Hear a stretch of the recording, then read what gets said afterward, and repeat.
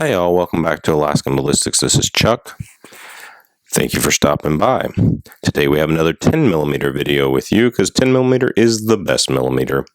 We have Underwood 135 grain jacketed hollow point.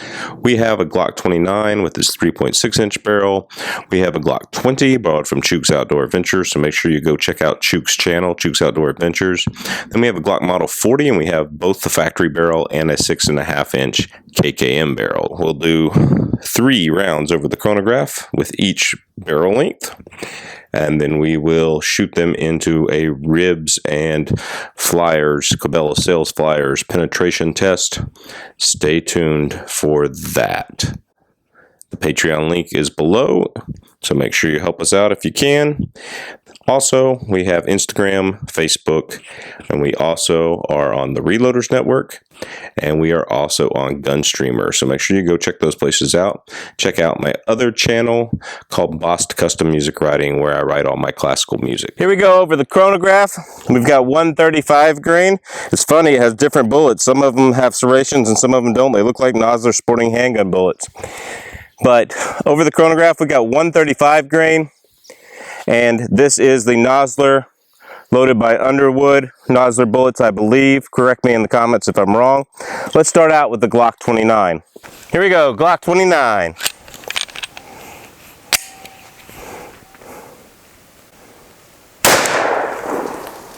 No reading. 1462.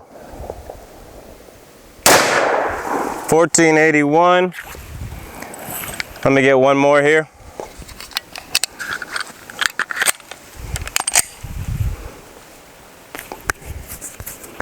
Biting flies are getting bad this time of year.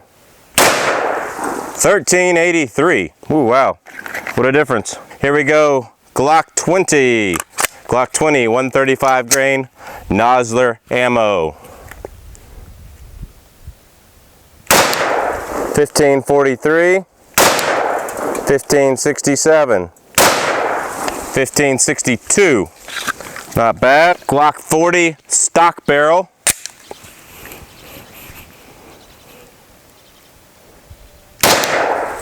1597, 1641, and 1657. Now we're going to change it out to the Underwood 135 grain with the 6.5-inch KKM barrel.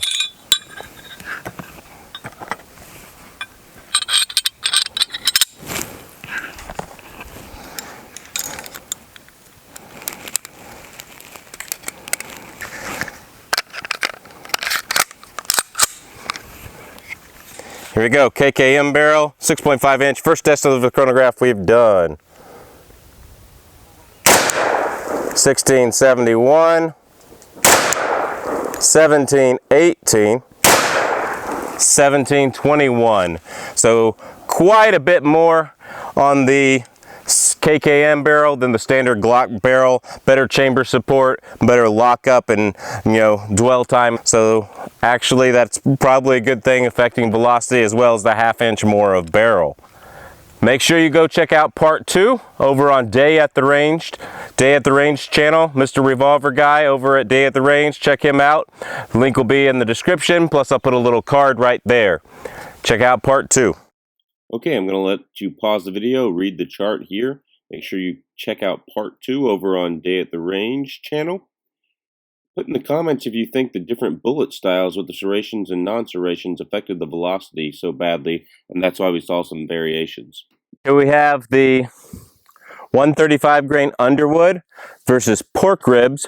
I've got a pair of heavy sweatpants over them, and it's kind of in both legs there, so it's got 2 layers of that. The ribs still has the plastic on it from the store, and then we have the box of Cabela sales flyers to stop the bullets behind them, and we're going with the 135 grain Underwood. I'm keeping the rounds within the tape because I know within the tape they'll hit the newspaper as the backing.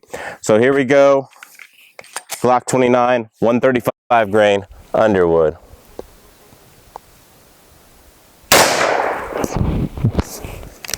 All right, got right next to the tape. It broke the tape, even though it didn't hit the tape, it broke the tape from the pressure. So hopefully that won't cause the whole thing to drop. So that's the 29. Here's the Model 20. Right in the middle.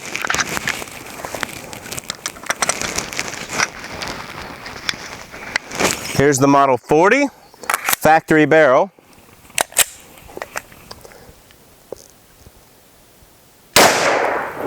Oh, I dropped it a little bit right next to the tape. Again, didn't hit the tape, but it was right next to the tape on the right side, thickest part there. So let me get the KKM barrel here and switch that out, and then we'll do one more shot.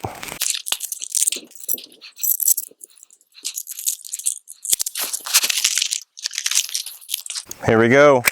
One more shot out of the KKM barrel, going middle bottom here. Right where I was aiming. Okay, let's go see the results. Okay, so we have 29, 20, 40 factory, and 40 KKM barrel. And the 10mm had enough power to break that tape, even though it came nowhere close to hitting that tape. An inch away, 3/4 of an inch away there. So that's how much power the 10mm has. Let's see how it did through the pork ribs here. Let's open this up. Coming out the back here, you can see the exit wounds are much bigger in the sweatpants there. And looks like we have the pork rib. And we have these humongous holes from the 10mm ammo here, the 135. So it really expanded through that pork rib really well. Here's a piece of bullet right here in the 20, right there from the 20 in the hole there. I'm sure that's just a fragment of the core that came out. I don't see any other fragments. Okay, we're through about 3/4 of an inch of paper there. Nothing yet on any of them. And up, here we go. Got a piece of a jacket for the 135 grainer for the 29. There's some pieces of the core. You got a little piece. Good piece. Where? Yeah, I think it fell. Oh, right here. Right there. Sweet.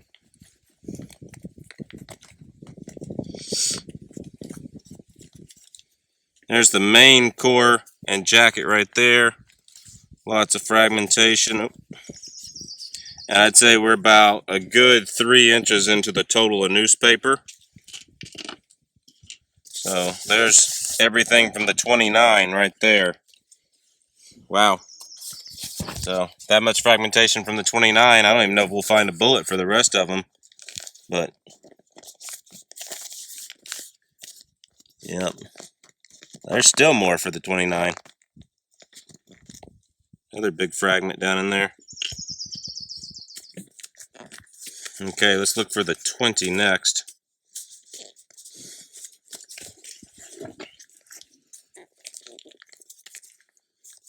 Yeah, there's the whole 20 bullet right down here, about the place where the stoppage occurs, jacket separation. Lots of fragments there. That's the whole 20 bullet right there.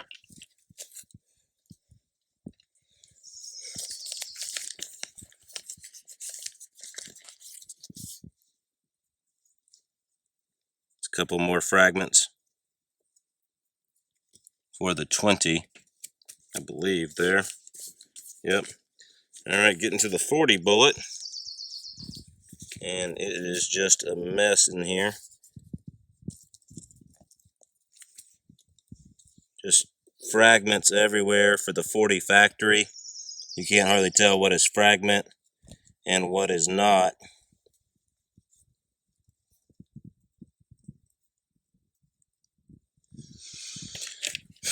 Some fragments there.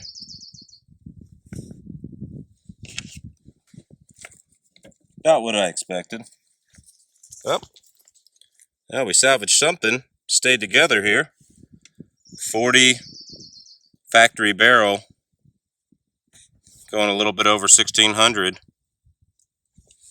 There we go.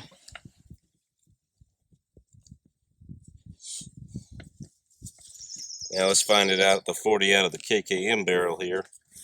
I'd say they all penetrated about 3 inches, with the 20 and the 40 factory barrels penetrating the most.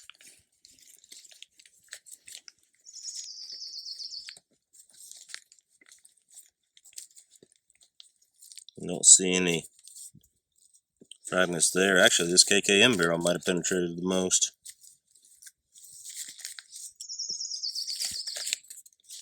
Down to where it's ripped paper, and I don't really feel anything. There's a fragment finally. A couple more fragments in there.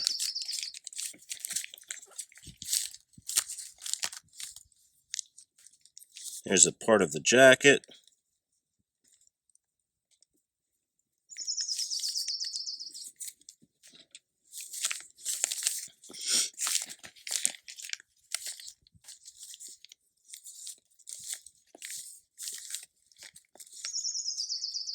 Here's a part of the core.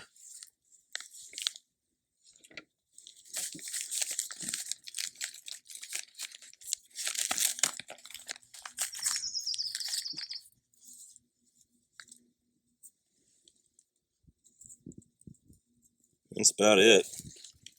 About all we're going to find in there. So that's the 40 KKM barrel. 40 KKM barrel. We have the model 40 factory barrel right here. We have the 20.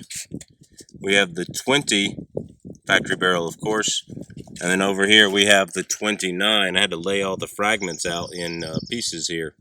So that's the 29.